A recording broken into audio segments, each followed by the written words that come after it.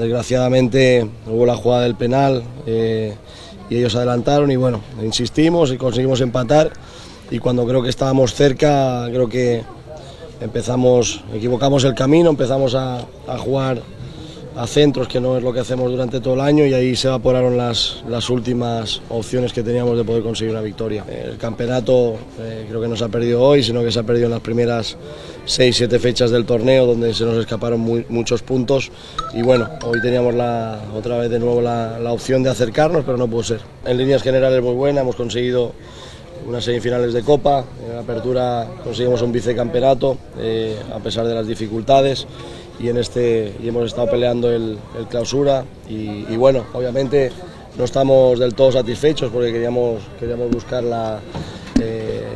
un campeonato, pero no ha podido ser, pero en líneas generales creo que ha sido el balance positivo. ¿Piensa que con esto se complica la continuidad, Fernando, para la temporada 2016? ¿En qué sentido? No, al no alcanzar el título. No tiene nada que ver el hecho de alcanzar o no el título.